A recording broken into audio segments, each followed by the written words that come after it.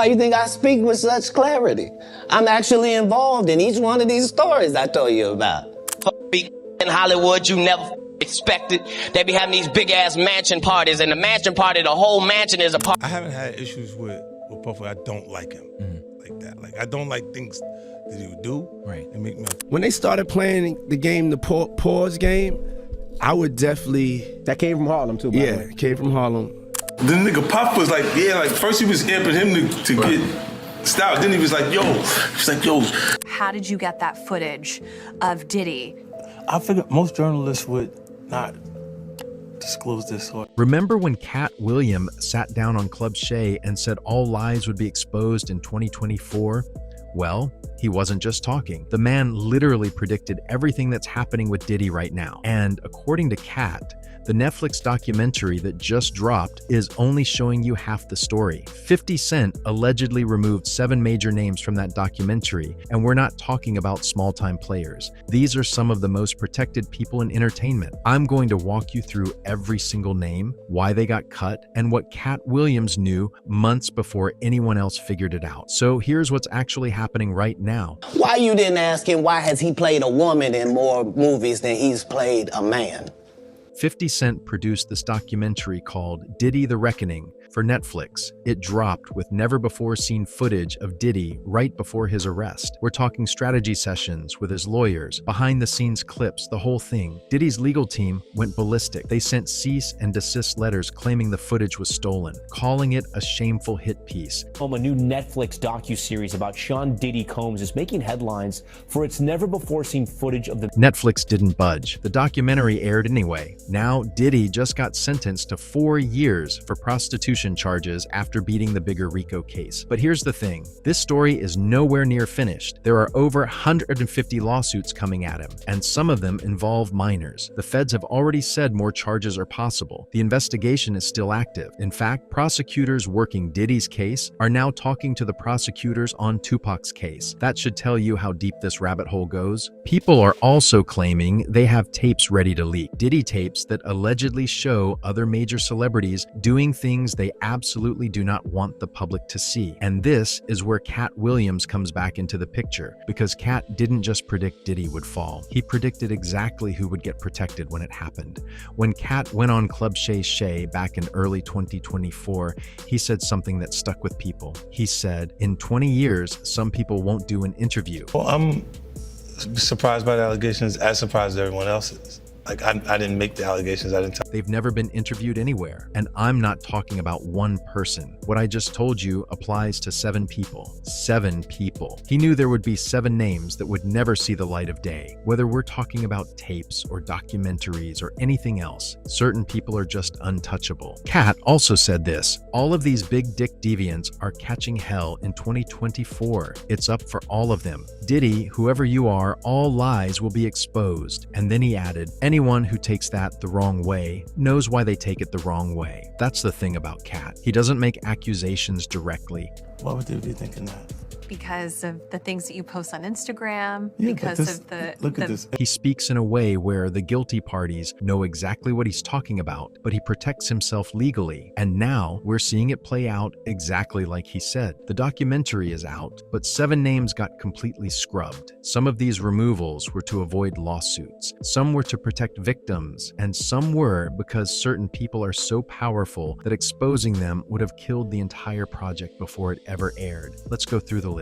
First up, Snoop Dogg. Now I know what you're thinking. Snoop? Really? Yeah, really. Snoop and Diddy go back decades. They partied together, did business together, collaborated on music. They were in the same circles during the height of Bad Boy Records. So why didn't Snoop make it into the documentary? Because Ally Carter exposed him. If you don't know who Ally Carter is, she's a trafficking survivor who's been speaking out about Hollywood for years, and she named Snoop Dogg all the way back in December 2020. People attacked attacked her for it. They called her a liar, told her to shut up, said there was no way Snoop could be involved in anything like that. But Allie kept speaking. She said Snoop Dogg is even worse than Diddy. She claims Snoop is more influential, more protected, and more dangerous than Diddy ever was. And here's the craziest part. Snoop got accused of trafficking young people, which should be massive news, right? You'd think there would be investigations, protests, media coverage, something. But what actually happened? Nothing. Absolutely nothing. In fact, right after these accusations came out, Snoop performed at the Super Bowl halftime show. Let that sink in for a second. A man accused of trafficking children performed at one of the biggest events in America.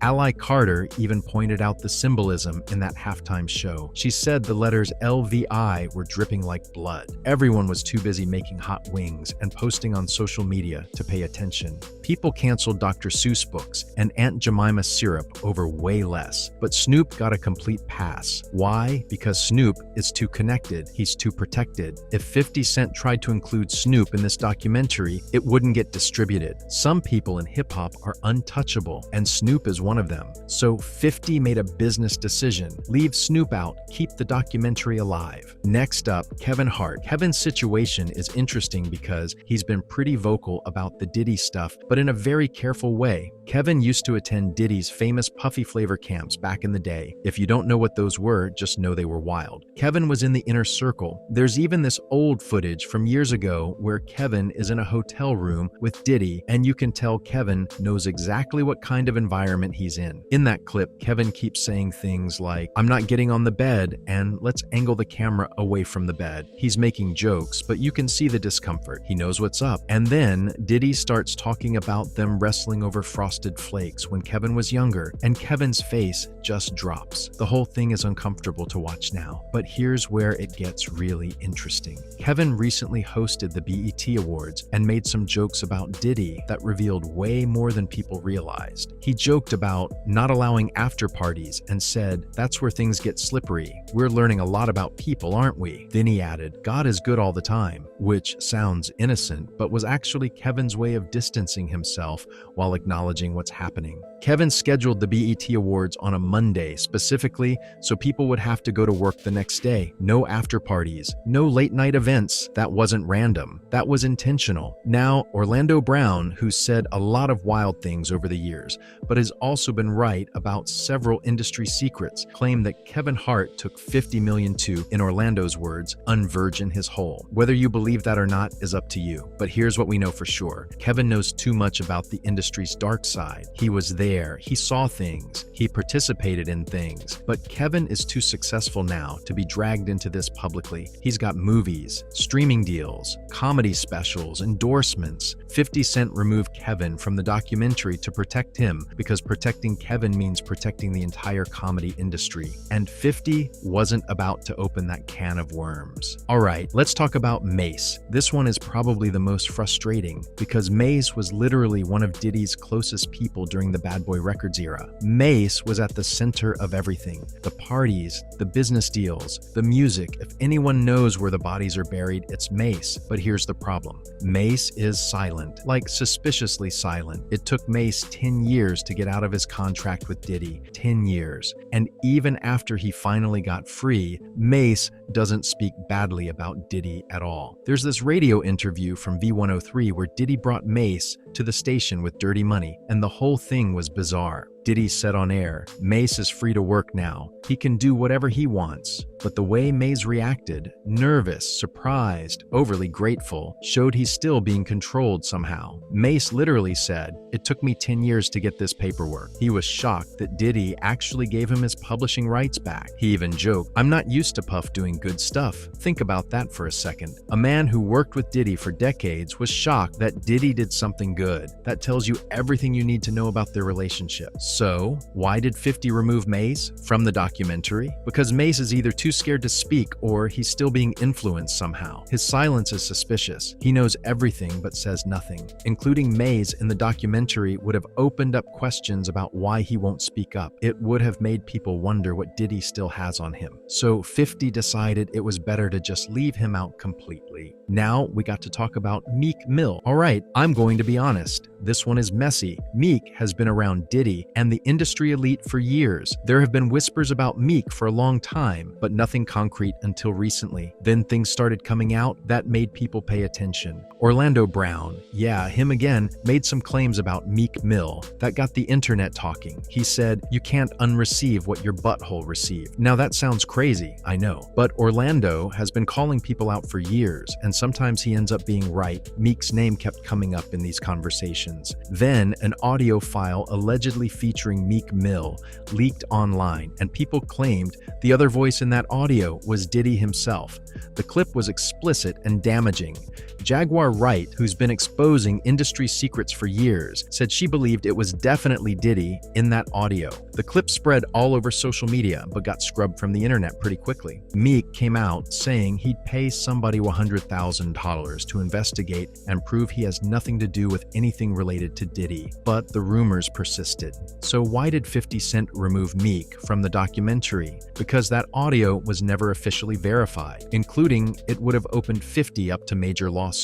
Meek is still active in the industry. He has power, lawyers, money. He could have sued Netflix into the ground. 50 made a business decision. Better to avoid the legal mess than to include something that couldn't be proven 100%. Even though a lot of people believe that audio is real, belief isn't enough when you're talking about a Netflix documentary. All right, now we get to Justin Bieber. This one is different because Justin is a victim. He's not a perpetrator. Justin lived with Diddy as a young teenager. There are videos of Diddy saying he had custody of Justin for 48 hours. You can see in those old clips that young Justin looked uncomfortable around Diddy. The whole setup was inappropriate from the start. So why isn't Justin in the documentary? Because 50 Cent chose to protect him. Recently, paparazzi pressed Justin about the documentary, and his response was heartbreaking. He reportedly said, "Don't ask me about that man ever. Some things I moved on from for my own peace. What's in that documentary? Let's just say people are finally waking up." He also said, "I was a kid. I didn't know anything. I don't ever want to talk about that again." You can hear the pain in that statement. Justin was a child when all this happened. He didn't have a choice. He didn't know what he was getting into. He was just a talented kid who got thrown into a very dark situation. 50 Cent made the right call by leaving Justin out. Including him would have meant exposing what happened to a child. It would have been too dark, even for Netflix. Justin is trying to heal and move on with his life. He's married now, has kids. He doesn't need the world rehashing his trauma for entertainment. So 50 respected that Justin was a victim and left him out of the documentary. And honestly, that's the most human thing 50 could have done in this whole situation. Next is Usher. Usher's story is important because he was the first. Usher lived with Diddy as a teenager in what they called Puffy Flavor Camp. This was before Justin Bieber, before anyone else. Usher was the prototype. He was the first young star to go through Diddy's program, whatever that program actually entailed. Usher has talked about seeing things he couldn't unsee. He's hinted at experiences that changed him. In interviews over the years, Usher has been very careful about how he discusses that time in his life. He'll acknowledge it happened, but he won't go into details. And later, Usher was the one who sent Justin Bieber to Diddy. That's a decision he probably regrets every single day. So why did 50 Cent remove Usher from the documentary? For the same reason he removed Justin. Usher is a victim, not a perpetrator. Katt Williams warned us about what they do to young stars in this industry. He said they take talented kids and put them through things that break them. Usher was the first one. They tested everything on him. According to people close to the production, the Usher segment was too dark for TV. Even for a documentary about Diddy's crimes, what happened to Usher was too disturbing to include. Usher is trying to protect his legacy and his career. He's an R&B legend. He's got kids of his own now. Dragging him back into this would have destroyed him all over again. 50 made the call to leave Usher out, and that was the right decision. Sometimes protecting people means leaving their stories untold, at least publicly. And now we get to the big one. The name that matters more than any other name on this list, Clive Davis. Most people watching this probably don't know who Clive Davis is, but if you know, you know. Clive Davis is the man above Diddy. He's the true gatekeeper of the music industry. Diddy doesn't move without Clive's approval. Diddy doesn't make a major decision without checking with Clive first. Clive discovered and controlled Whitney Houston, Alicia Keys, and countless other massive stars. He's been in the industry for over 50 years. He knows everyone. He's connected to everyone. He's been to every party, every meeting, every closed-door conversation that matters. If Diddy threw wild parties, imagine what Clive's parties looked like. Diddy was just a worker. Clive was the boss. Katt Williams said it himself when he was talking about the industry. He said, Diddy was just a worker. Who is the boss? The answer is Clive Davis. So, why did 50 Cent remove Clive from the documentary? One word: fear. If you expose Clive Davis, the documentary doesn't get distributed. Netflix wouldn't air it. Streaming services wouldn't touch it. Networks would refuse to promote it. Clive has more power than anyone realizes. He's connected to record labels, streaming platforms, media companies, everything. Going after Clive would have meant the end of the documentary before it even started. 50 Cent had to remove Clive's name because if he didn't, you wouldn't be watching this documentary right now.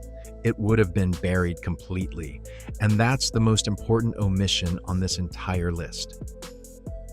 Everyone focuses on Diddy, but Clive created the system that allowed Diddy to do what he did. Diddy learned everything from Clive.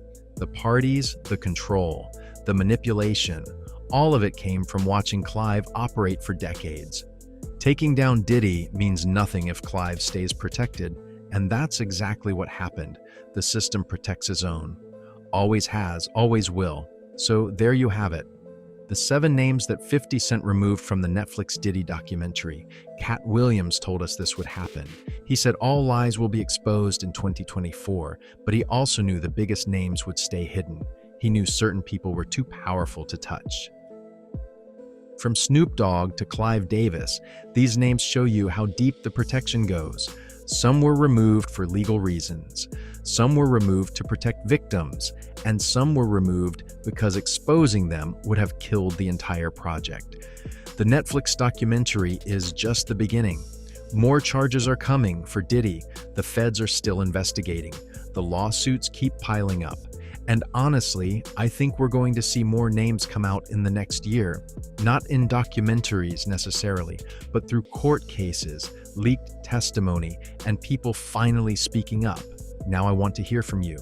Which name on this list do you think should have been included in the documentary? Do you think 50 Cent made the right choice protecting these people, or should he have exposed everyone no matter the consequences? Drop a comment below and let me know what you think. And if you made it this far, go ahead and hit that subscribe button because this channel is covering all the developments as they happen. YouTube doesn't like this kind of content, so subscribing helps make sure you don't miss anything. I'll see you in the next one.